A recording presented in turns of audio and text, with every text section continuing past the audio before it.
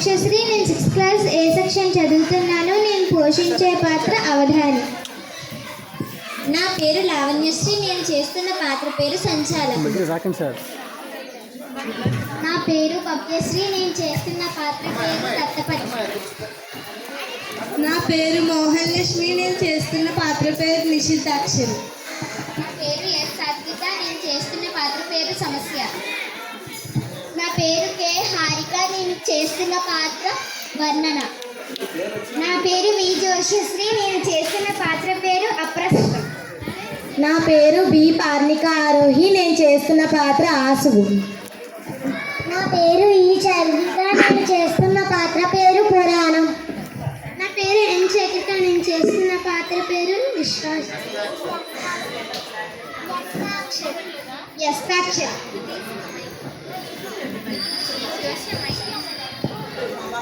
సభా సరస్వతికి నమస్కారం. ప్రపంచంలో ఏ భాషలో కూడా లేదు ఈ అవధాన విద్య. ఇది కేవలం తెలుగువారికి మాత్రమే సొంతమైనది. ఇది 12వ శతాబ్దం నుండి ఉన్నట్లు సాహిత్య ఆధారాలున్నాయి. 8 మంది ప్రాశ్రకులతో అవధానం జరిగితే దానిని అష్టావధానం అంటారు. ప్రస్తుత కాలంలో 1000 మంది ప్రాశ్రకులతో కూడా అవధానం చేస్తారు. అంటే అది పంచసహస్రావధానం. ఇందులో ప్రశ్నలు వేస్తారు. ప్రశ్నలు వేసిన వారికి సమాధానం పద్యాలు అల్లుకొని చెప్పాలి. అంతేకాదు ఎవరి పద్యం వారికి వెంటనే చెప్పకూడదు. మొదటి రౌండ్లో మొదటి పాదాలు, రెండవ రౌండ్లో రెండవ పాదాలు, మూడవ రౌండ్లో 3, 4వ పాదాలు చెప్పి మళ్ళీ 4వ రౌండ్లో ఎవరి పాదాలు వారికి అప్పగించాలి. ముందుగా అవధాని గారు ప్రార్థన చేస్తారు. గణపతి ప్రార్థన. శ్రీగలరాగ విపంచికి రాగాలయ హిమతనూజ ప్రస్ఫురమతి అయి ప్రోగొణరించిన ముద్దకు సాగిలి మృక్కెదన్ విఘ్న సంహరణ కృతిన్. సరస్వతి ప్రార్థన. శారదాని పదములనే నేరకనెర నమ్మి నాను నిస్తులమతితో భారము నీదే తల్లి తీరము చేర్పంగ నన్ను తీయని మతివై. తీరము చేర్పంగ నన్ను తీయని మతివై. గురు ప్రార్థన.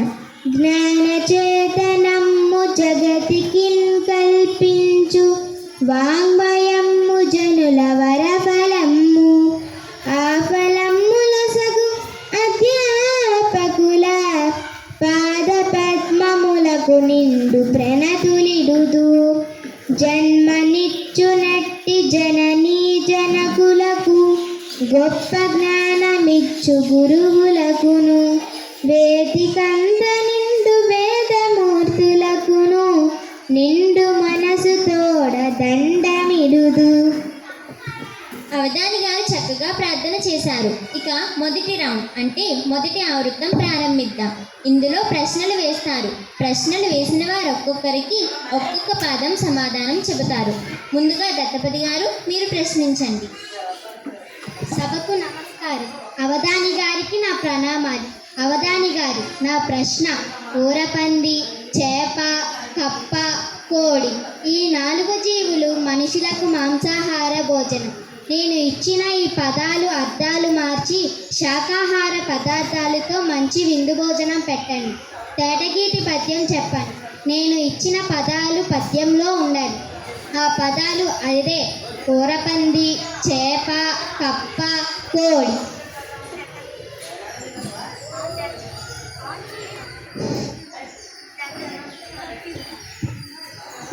దత్తపతి గారు రాసుకోండి. ఊరు పందిరి వేసినారు ఉత్సవముగా. ఊరు పందిరి వేసినారు ఉత్సవముగా. అవధాని గారు, కొమ్ము తిరిగిన గురువు అంటుంటారు. మరి గురువులకే కొమ్ములుంటాయా? ఉంటాయి. గాకొక్కొమ్ము, రాకొక్కొమ్ము, వాకొక్కొమ్ము. అవధాని గారు చీటి.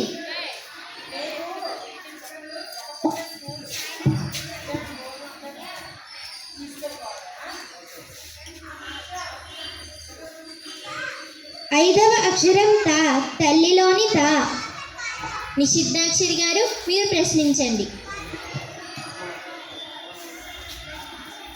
సభాసదులకు నమస్కారం. అవధాని గారికి వందనం. నా ప్రశ్న ఏమిటంటే, ఉప్పు కప్పు రంబు ఒక్క పోలిక నుండు చూడ చూడ రుచుల జాడ వేరు, పురుషులందు పుణ్య పురుషులు వేరయ, విశ్వదాభిరామ వినురవేమ.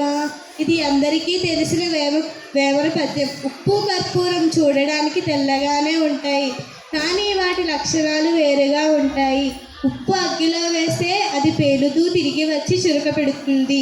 అదే కర్పూరం అగ్గిలో వేస్తే తాను కాలిపోతూ వెలుతురునిస్తూ సువాసననిస్తూ వాతావరణంలోని కాలుష్యం నిర్వహిస్తుంది. ఇలా ఇతరుల కోసం ఉపయోగపడే పుణ్యపురుషులను గుర్తుంచుకోవాలి. ఇదే భావంతో మీరు పద్యం చెప్పాలి, కానీ ఈ వాడిన పదాలు వాడకూడదు. ఆట వెలది పద్యమే చెప్పాలి. మరి చివరి మకుట పాదం మీ ఇష్టం. మీరు అక్షరాలు నిషేధిస్తారనుకున్నాను, కానీ మీరు పద నిషేధం చేస్తున్నారు. అవధాని గారు, మీకు సమ్మతమేనా? ఈ కొత్త ప్రయోగాన్ని కూడా స్వీకరిద్దాం. నాకు సమ్మతమే. అయితే వీరికొక పాదం చెప్పండి. నిషిద్ధాక్షరి గారు రాసుకోండి. రూపులొక్క తీరు రుజువు చేస్తే మారు, రూపులొక్క తీరు రుజువు చేస్తే మారు. అవధాని గారు, విద్య లేనివాడు వింత పశువు, మరి విద్య కలిగిన వాడైతే సంత పశువు. వాళ్ళ నాన్న కట్నం కింద అమ్మేస్తాడు కదా.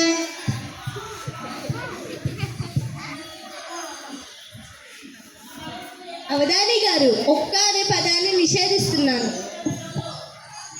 సరే. రూపులేక తీరు రుజువు చేస్తే మారు, రూపులేక తీరు రుజువు చేస్తే మారు. అవధాని గారు, చీటి.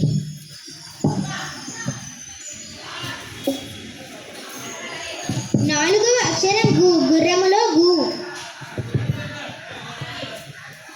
నిషిద్ధాక్షరి గారు, రూపులు ప్లస్ ఏకతీరు, రూపులేక తీరు సరిపోయిందా? సరిపోయింది. సమస్య ప్రాశ్నికులు గారు, మీ ప్రశ్న ఏంటో చెప్పండి. సభకు నమస్కారం. అవధాని గారికి నమస్కారం. నా ప్రశ్న చెబుతున్నాను, వినండి. రాముడు పెండ్లి ఆడేనట రావణు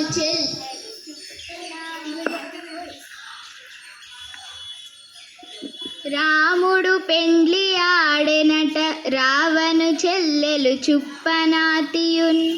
అవధాని గారు, రాముడు రావణాసుడి చెల్లెలు శూర్పణఖను పెండ్లాడిందని అంటున్నారు. ఇది ఎలా సాధ్యమో ఈ సమస్యను పూరించండి. సమస్య గారు రాసుకోండి. సరే. కోమలి సీతతో కలిసి కోనలకేగిన రామ లక్ష్మణుని, కోమలి సీతతో కలిసి కోనలకేగిన రామ లక్ష్మణుని. అవధాని గారు, టీచరు అంటే అర్థం ఏంటండి? టీ కోసం చరించేవాడు టీచరు. అవధాని గారు, చీటి. 11వ అక్షరం దమ్, దండలో దమ్. సమస్య గారు, మీకు ఒక పాదం వచ్చింది, రాసుకున్నారా? రాసుకున్నాం. వర్ణన గారు, ఇక మీ ప్రశ్న ఏంటో చెప్పండి. సభా సరస్వతికు నమస్కారం. అవధానికి నా వందనం. నా ప్రశ్న ఏమిటంటే, వ్యవహారిక భాష ఉద్యమాన్ని నడిపి తెలుగు భాషను ప్రతి సామాన్యుకి అందజేసిన శ్రీ గిడుగు వెంకట రామమూర్తి గారి గొప్పతనాన్ని, శ్రీ గిడుగు వెంకట రామమూర్తి గారి జన్మదినాన్ని ఈరోజు మనం మాతృభాష దినోత్సవం చేసుకుంటున్నాం. ఈ సందర్భాన్ని పురస్కరించుకుని శ్రీ గిడుగు వెంకట రామమూర్తి గారి గొప్పతనాన్ని సీస పద్యంలో వర్ణించండి. చాలా మంచి ప్రశ్న వేశారు, సందర్భోచితంగా ఉంది. వర్ణన గారు రాసుకోండి. ఎవ్వాని చేతిలో పువ్వులా వికసించే సవర భాష సతి సొబగునంది, ఎవ్వాని కృషి చేత జవ్వాది గంధమై వాడుక భాష నాడు గెలిచే. అవధాని గారు, పాలాభిషేకం సంధి విడదీయండి. పాలు ప్లస్ అభిషేకం, పాలాభిషేకం. నువ్వు పాలాభిషేకం అని సాగదీయవలసిన అవసరం లేదు. ఉత్వ సంధి. అవధాని గారు, చీటి.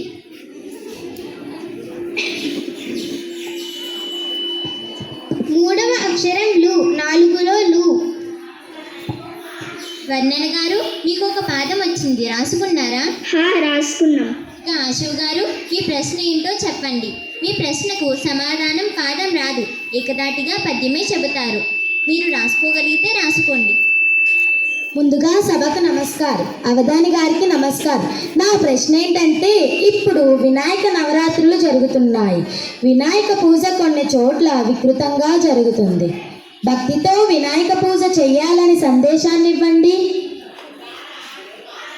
ఆశు గారు, రాసుకోగలిగితే రాసుకోండి. విఘ్నరాజు పూజ వైభవం బగుటకు గుండెలదర డీజే సౌండ్ పెట్టి సినిమా పాటతోడ చిందులందిర నీకు బుద్ధి సిద్ధి కొరకు పూజ చేయు. అవధాని గారు, వాస్తవానికి భ్రమకు తేడా ఏంటి? మాస్టారు పాఠం చెప్పడం వాస్తవం, విద్యార్థులు వింటున్నారనుకోవడం భ్రమ. అవధాని గారు, చీటీ. 6వ అక్షరం లీ, ఉల్లిలోని లీ. మంచి బుద్ధి సిద్ధించాలి అని వినాయక పూజ చేయాలి కానీ సినిమా పాటలతో డీజే సౌండ్తో పూజ చేయకూడదు. ఈ డీజే సౌండ్ వలన అనారోగ్యంతో ఉన్న కొందరు బలహీనమైన గుండెలు ఆగిపోతున్నాయి. కనుక దయ ఉంచి మన విద్యార్థులమంతా వీటిని నిషేధిద్దాం. ఇక పురాణం గారు, మీ మొదటి పద్యం చదవండి. సభాసదులకు నమస్కారం, అవధాని గారికి నమస్కారం. నా పద్యం: పలికెడిది భాగవతమట, పలికించెడివాడు రామభద్రుండట, నే పలికిన భవహరమగునట, పలికెద వేరుండుగాద పలుకగనేలా. ఈ పద్యం ఎందులోనిది? శ్రీ బొమ్మెర పోతన రచించిన శ్రీమదాంధ్ర మహాభాగవతంలోనిది ఈ పద్యం. అట అంటే అవునేమో. శ్రీరాముని మహాభక్తుడు పోతన. అవునేమో అనే భావంతో ఈ పద్యం చదువురాదు. ఈ పద్యం ఎలా చదవాలంటే, పలికడతి భాగవతము అట పలికించడి గొంతు రామభద్రుండు, అటనే పలికద భవహరమగు, అట పలికద వేరుండు గాద పలుకగనేలా. భాగవతం పలుకుతోంది, రాముడు పలికిస్తున్నాడు. భాగవతం పలికితే బాగవుతాము. మరో కథ ఎందుకు చదవాలి? అవధాని గారు, ద్రౌపదికి ఒక పెద్దదా, ఆంజనేయునితో ఒక పెద్దదా?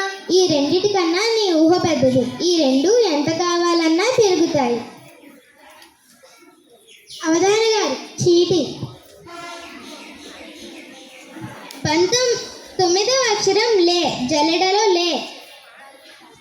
ఇప్పుడు వ్యస్తాక్షరి ప్రాశ్రకులు, అప్రస్తుత ప్రాశ్రకులు అనేక ప్రశ్నలు అడుగుతూ ఆటంకపరుస్తూ ఉన్నారు.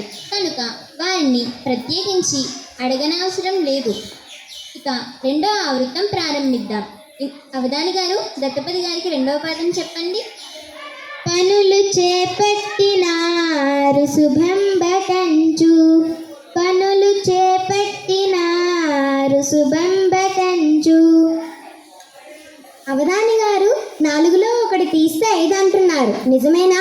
నిజమే. రోమన్ నెంబర్ 4లో 1 తీస్తే 5.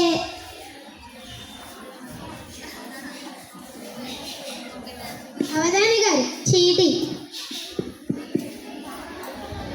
8వ అక్షరం మా, మల్లిలోని మా. నిషిద్ధాక్షరి గారు, మీకు 2వ పాదం చెబుతారు, రాసుకోండి. లవణ కప్పురముల లక్షణములు, లవణ కప్పురముల లక్షణములు. అవధాని గారు, కప్పురం అనే పదాన్ని నిషేధిస్తున్నాను. సరే సరే సరే. లవణ గంబురముల లక్షణములు, లవణ గంబురముల లక్షణములు. అవధాని గారు, ఉద్యోగం పురుష లక్షణం అంటారు కదా, మరి స్త్రీ లక్షణం ఏంటండి? ఆ వచ్చిన సంపాదనని లాక్కోవడమే స్త్రీ లక్షణం. అవధాని గారు, చీటీ.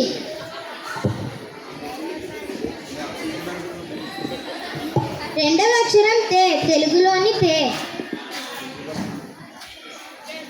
సమస్య గారు, మీకు 2వ పాదం చెబుతారు, రాసుకోండి. సరే. ఆమని వేళలో కనుచు హాయని రాముని అందమంతయున్, ఆమని వేళలో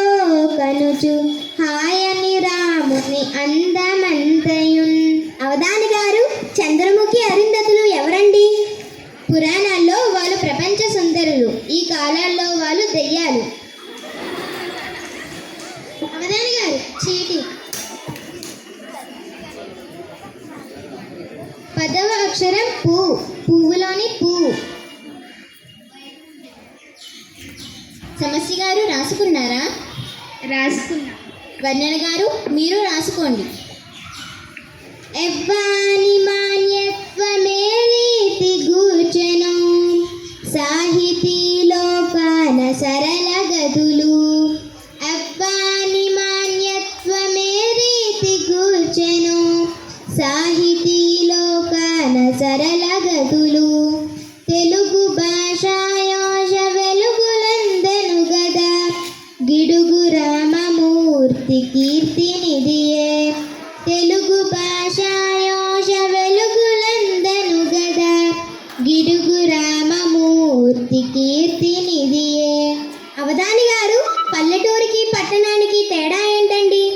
పల్లెటూరిలో ఆవులు పూజింపబడతాయి, కుక్కలు వీధుల్లో ఉంటాయి. పట్టణాల్లో కుక్కలు పూజింపబడతాయి, ఆవులు వీధుల్లో ఉంటాయి. అవధాని గారు చీటి. 1వ అక్షరం మా, మామిడిలో మా. వర్ణన గారు రాసుకున్నారా? రాసుకున్నా. ఆశు గారు మీ రెండో ప్రశ్న ఏంటో చెప్పండి. నా ప్రశ్న ఏంటంటే, ఇప్పుడు విద్యార్థులు సెల్ ఫోన్లు వాడుతూ చెడిపోతున్నారు. వారికి మంచి సందేశాన్ని ఇవ్వండి. సెల్లు ఫోనులన్న జల్లెడ విధమురా, మంచి పారవైచి మదిని మురియు. పుస్తకము పట్టి పొందుము జ్ఞానమున్, చేత పగిది హితము చేదుకొనుమా.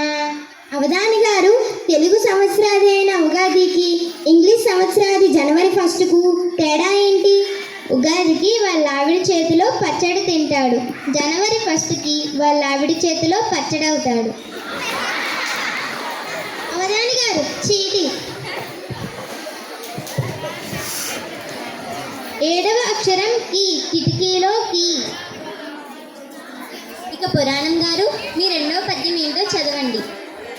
ఉపకారికి ఉపకారం విపరీతము కాదు సేయ వివరింపంగా, అపకారికి ఉపకారం నెపమిన్నకు సేయువాడు నేర్పరి సుమతి. ఇది అందరికీ తెలిసిన సుమతి పద్యం. ఈ పద్యం గురించి చెప్పండి. ఉపకారికి ఉపకారం చేయడం గొప్పతనం కాదు, అపకారికి ఉపకారం చేయడం గొప్పతనం. అపకారికి ఉపకారం చేస్తున్నప్పుడు మనకి అపకారం కలిగించవచ్చు. అలాంటప్పుడు అపకారి మనకు అపకారం చేస్తున్నప్పుడు అక్కడ నుంచి తప్పించుకునే మార్గం తెలిసిన వాళ్ళే అపకారికి ఉపకారం చేయాలి.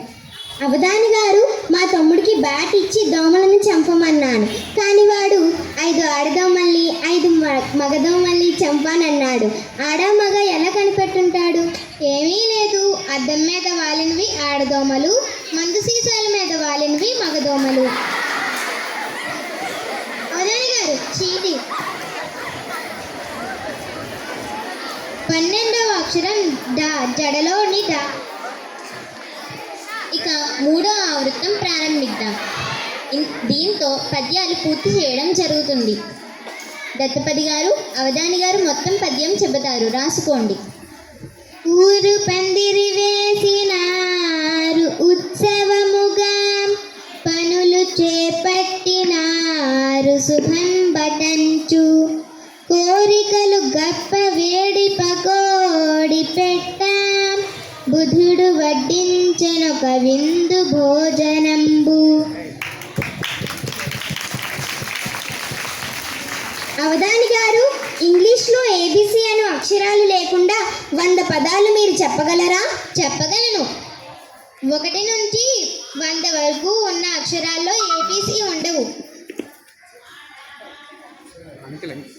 దత్తపతి గారు మీరు దత్తం చేసిన పదాల్లో మొదటి పాదంలో ఊరపంది, రెండవ పాదంలో పనులు చేపట్టినారులో చేప, మూడవ పాదంలో కప్ప, కోడి 2 వచ్చేశాయి. మంచి విందు భోజనం కూడా జరిగింది. నిషిద్ధాక్షరి గారు మీకు పద్యం చెప్తే పూర్తవుతుంది. మగుటంతో సహా చెప్తారు, రాసుకోండి. రూపులేక తీరు రుజువు చేస్తే మారు లవణ గంబురముల లక్షణములు సకల జనులలోన సజ్జనుల్ వేరయ్యా సకల జనులలోన సజ్జనుల్ వేరయ్యా. అవధాని గారు వేరు అనే పదాన్ని నిషేధిస్తున్నాను. సకల జనులలోన సజ్జనుల్ భిన్నమే సుగతి నాచరించు జగతి బాల. అవధాని గారు గొంతెమ్మ కోరిక అంటుంటారు, అంటే ఏమిటి? గొంతెమ్మ కోరిక కాస్త విపరీతంగా ఉండడం వల్ల గొంతెమ్మ కోరిక కాస్త కొంతెమ్మ కోరికగా మారింది. రూపాలు ఒకేలా ఉన్నా లక్షణాలు వేరుగా ఉంటాయి. జనులంతా ఒకేలా ఉన్నా మంచివారు మాత్రం వేరుగా ఉంటారు అని వేమన పద్యభావమే ఇందులో కూడా ఉంది. చక్కని పద్య నిషేధం కూడా జరిగింది. సమస్య గారు మీకు పద్యం చెబుతారు, రాసుకోండి. కోమలి సీతతో కలసి కోనలకేగిన రామ లక్ష్మణున్ ఆమని వేలలో కనుచు హాయని రాముని అందమంతయున్ ప్రేమగా నింపుచున్ మదిని ప్రీతిమయిన్ కలగాంచి నిద్రలో రాముని పెండ్లి ఆడెనట రావణు చెల్లెలు చుప్పనాతియున్. అవధాని గారు అలనాటి వాళ్ళకి ఇలనాటి వాళ్ళకి తేడా ఏంటి?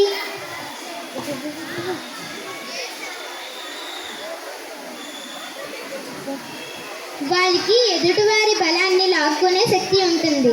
నేటి వాళ్ళకి తన భర్త సంపాదన లాక్కునే శక్తి ఉంటుంది. రాముడు శూర్పణఖను పెండ్లాడని విపరీత భావంతో అడగడం ప్రమాదకరం. ఇక్కడ ఎవరైనా రామభక్తులుంటే పళ్ళు రాలగొడతారు. అంతటి విపరీత భావాన్ని శూర్పణఖ కలలో పెండ్లాడిందని అవధాని గారి చమత్కార పరిష్కారం ఆనందదాయకం. వర్ణన గారు మీకు పద్యం పూర్తి చేస్తారు, రాసుకోండి.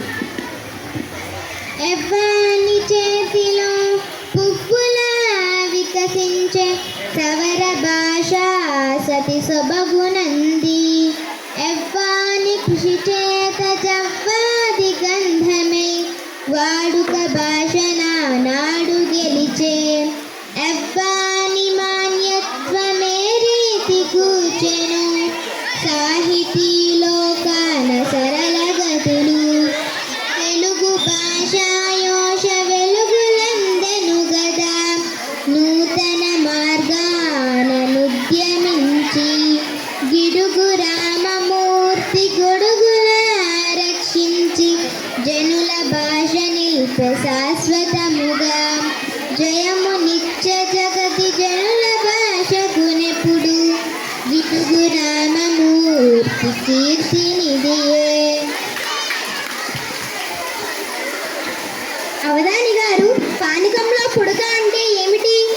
పానకం నాటి పద్యం చెప్తుంటే మధ్యలో దూరుతున్నావే, పానకంలో పొడుక నువ్వే.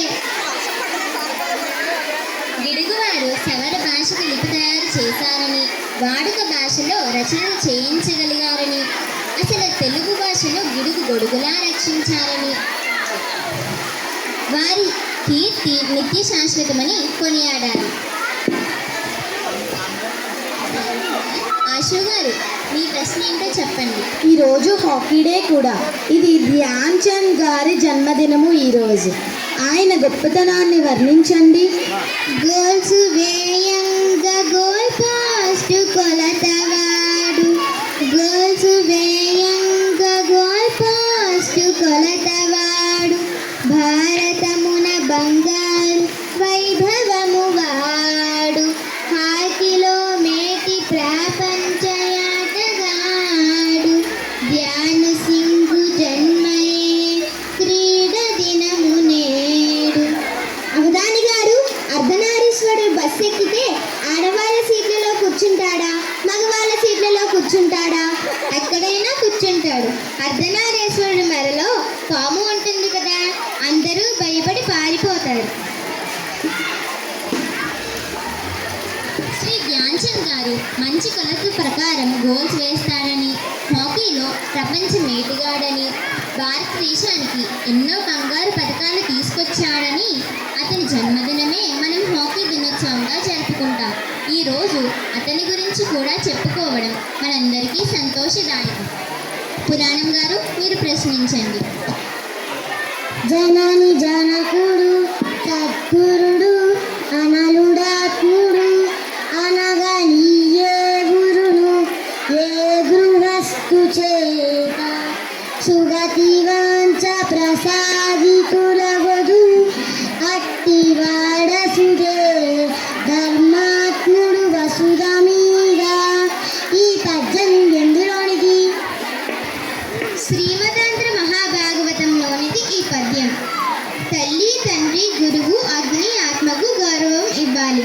అలా గౌరవం ఇచ్చిన వాడే గృహస్థుడు.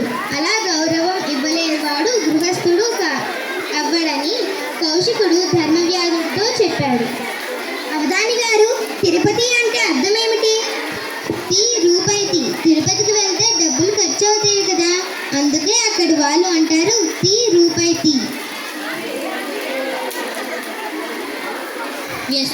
అవధాని గారు, వ్యస్తాక్షరి గారు అందించిన చీటీలన్నీ పేర్చి ఏ వాక్యం అడిగారో చెప్పండి.